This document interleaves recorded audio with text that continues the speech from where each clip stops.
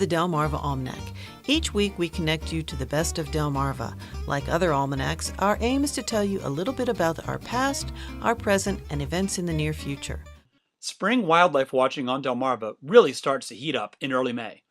By now, most of our summer breeding birds have arrived and are nesting or raising young.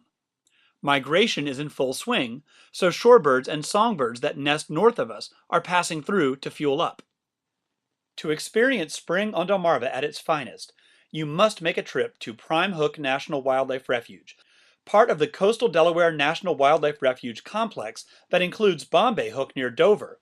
Prime Hook encompasses more than 10,000 acres of salt and freshwater marsh, shallow impoundments and ponds, forested swamps, and grassy fields.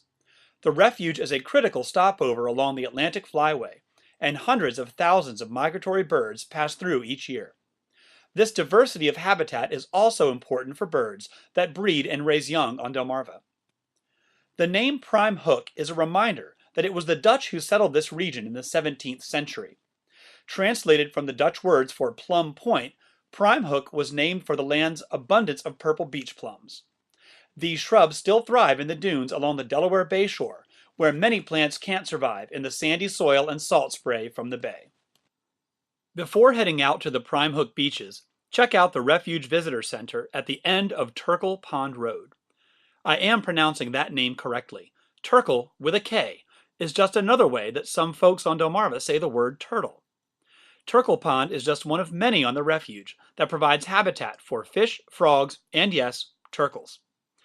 If you drive slowly, one of the turtles you might spot crossing the road is the eastern box turtle. Box turtles are terrestrial, unlike our aquatic turtles that you will find basking on a log in Prime Hook's ponds. They have a brightly colored, high-domed shell, known as a carapace, and a hinged plastron on their underside. When frightened, the turtle can close the plastron by pulling the hinged sections up against the carapace, protecting the turtle's soft, fleshy parts in a bony box. This defense mechanism works pretty well against most animal threats, but is no match against a motor vehicle. Please drive carefully to protect our box turtles. Another refuge resident has its own special signs asking you to drive with care.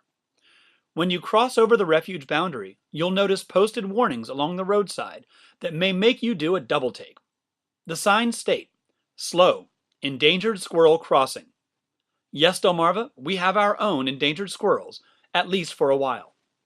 The Delmarva fox squirrel is currently protected as a federally endangered species, but it has recently been proposed for removal from the endangered species list after nearly 50 years of conservation efforts by public and private land managers. Delmarva fox squirrels are much larger than their more common cousin, the gray squirrel. Their fur coloration can be steel gray to silver white, and they have a big, beautiful, fluffy tail. They prefer quiet, older loblolly pine and hardwood forests with an open understory, and they spend much of their time foraging on the ground. By this time of year, females have probably given birth to a litter of 1 to 6 babies, which they'll care for until the little ones are weaned. Historically, the Delmarva fox squirrel reigns throughout the peninsula before populations declined in the mid-1900s due to unregulated hunting and the conversion of forest to farmland and housing developments. We're appreciative of Delmarva's national wildlife refuges, conservation biologists, and private landowners who work together to save the only animal I know with Delmarva in its name. This is Jim Rapp, and you are listening to the Delmarva Almanac. We're talking about Prime Hook National Wildlife Refuge. At the Visitor Center, you can choose several different trails to explore. Both the Boardwalk Trail and the Dike Trail are wheelchair accessible and 1/2 mile long. From the Boardwalk Trail, you can view herons and egrets in the freshwater marsh. From the Dike Trail, you can hike out to a viewing deck that has expansive views of the marsh that leads to the Delaware Bay.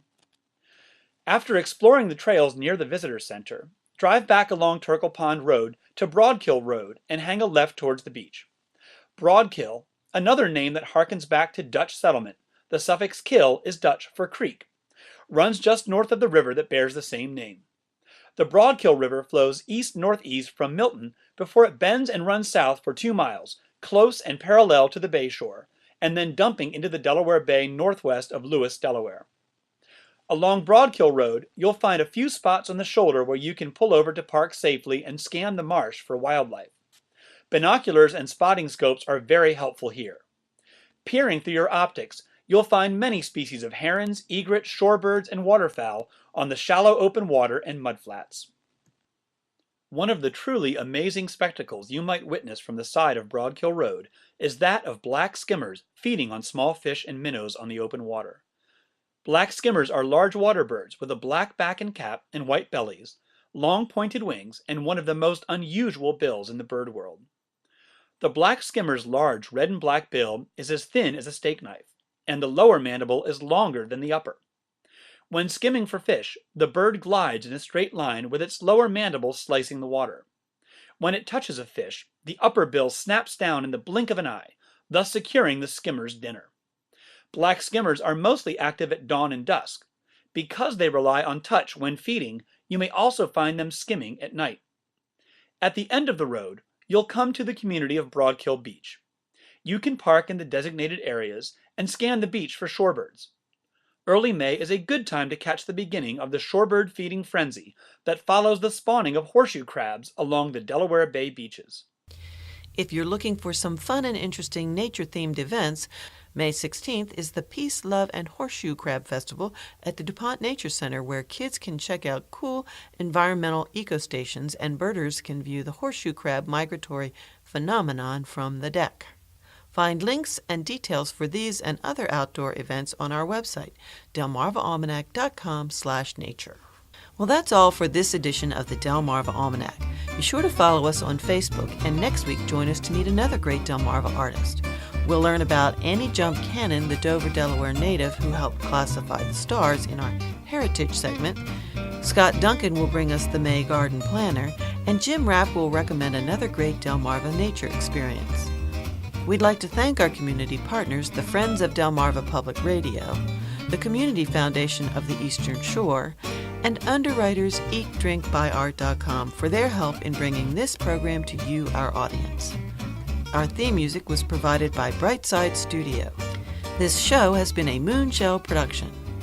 Thanks for listening. Until we meet again, may the rhythms and tides of Delmarva bring you good fortune.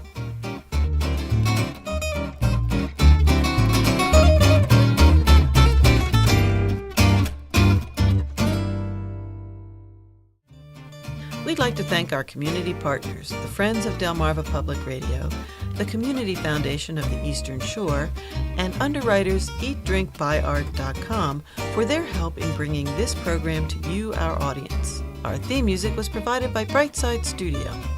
This show has been a Moonshell production. Thanks for listening. Until we meet again, may the rhythms and tides of Delmarva bring you good fortune.